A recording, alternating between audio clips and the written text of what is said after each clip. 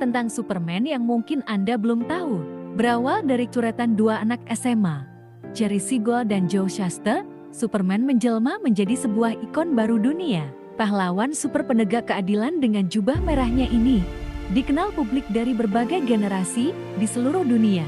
Kini, superhero berambut klimis tersebut kembali menjadi pembicaraan orang, terutama karena film terbarunya, Batman kelima Superman, Dawn of Justice, baru saja rilis. Di sini, Batman akan berduel dengan Superman karena perbedaan sudut pandang mereka dalam menyikapi kekuatan masing-masing. Ada banyak hal yang telah berubah sejak kemunculan perdana Superman di atas kertas hingga film terakhirnya ini. Mungkin masih banyak hal-hal tentang Superman yang lolos dari pengetahuan Anda selama ini.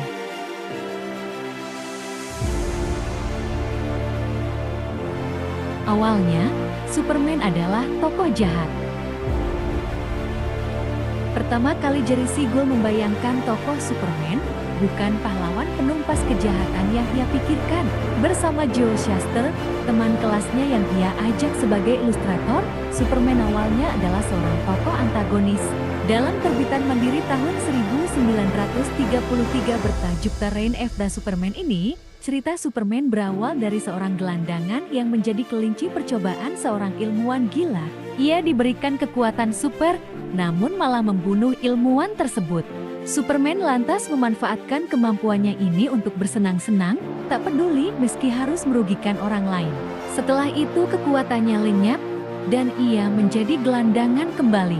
Siegel dan Shuster lantas mengubah konsep Superman sebagai seorang alien yang dikirim ke bumi.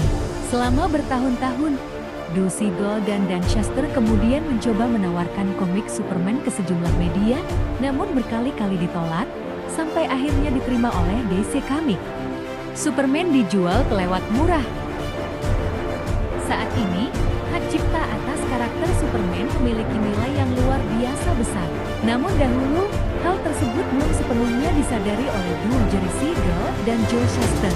Tahun 1938, Siegel dan Shuster menjual hak atas karakter Superman pada DC sebesar $130, yang bila disesuaikan dengan inflasi sekarang hanya bernilai menjadi $22.000 atau sekitar 292 juta rupiah. Tahun 1947, Siegel dan Shuster menempuh jalur hukum untuk memperoleh kembali hak atas Superman, namun gagal. Mereka bahkan dipecat dari DC Comics setelahnya. Saat produksi film Superman dimulai, Siegel memulai kampanye untuk memperlihatkan perlakuan buruk yang diterima para pencipta Superman ini dari DC Comics. Strategi ini berhasil memaksa DC Comics untuk memberikan mereka dana pensiun sebesar $20.000 per tahun dan kembali menampilkan nama Siegel dan Shuster sebagai pencipta Superman. Kutukan Superman. Salah satu mitos di era modern ini yang dipercaya sejumlah orang adalah kutukan Superman. Pasalnya, banyak aktor film bioskop dan TV Superman yang mengalami kesialan usai pembuatan film ini. Awalnya adalah George Reeves, aktor yang bermain sebagai Superman dalam serial televisi tahun 1950-an. Reeves dikabarkan tidak menyenangi perannya ini, namun karena peran Superman begitu lekat dengan dirinya, ia kesulitan menemukan peran lain yang menunjang karirnya. Tahun 1959, ia ditemukan mati bunuh diri. Korban kutukan yang paling dikenal barangkali adalah Christopher Reeve, aktor dalam 4 film Superman. Ia mengalami kelumpuhan permanen akibat terjatuh saat sedang menunggangi kuda.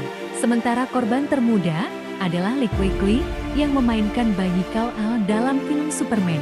Ia meninggal di umur 14 tahun karena menghirup zat berbahaya dalam lem kalengan. Sementara korban termuda adalah Lee Quigley yang memainkan bayi Kal-El dalam film Superman. Ia meninggal di umur 14 tahun karena menghirup zat berbahaya dalam lem kalengan. Beberapa pemain Superman lain, meski tidak mengalami kecelakaan atau peristiwa tragis, mengalami kemunduran karier pasca memainkan karakter Superman. Pertemuan pertama Batman dan Superman.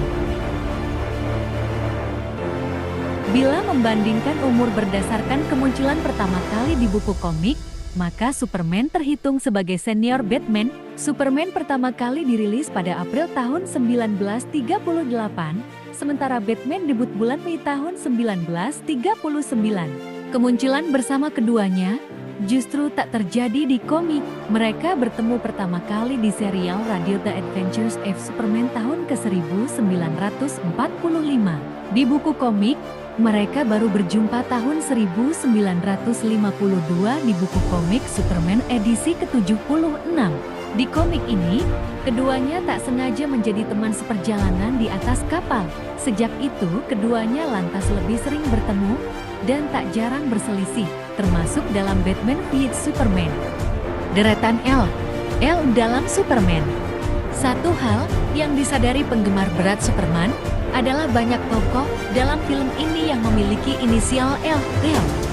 Banyak di antaranya yang merupakan karakter perempuan yang disukai atau menyukai Clark Kent dan Superman. Yang pertama tentu saja Lois Lane, wartawan muda dari Daily Planet yang menyukai Superman. Ada pula Lana Lang, tambatan hati Clark Kent saat lemah di Smallville. Belum lagi Lori Lemaris yang ia kencani saat kuliah dan Layla Terrell, artis dari planet Krypton yang ia temui saat ia kembali ke masa lalu dan mengunjungi planet asalnya. Selain karakter perempuan ini, masih ada Lex Luthor, adik perempuan Lois Lane yang bernama Lucy Lane, dan rindu identitas rahasia superhero. Kota Superman.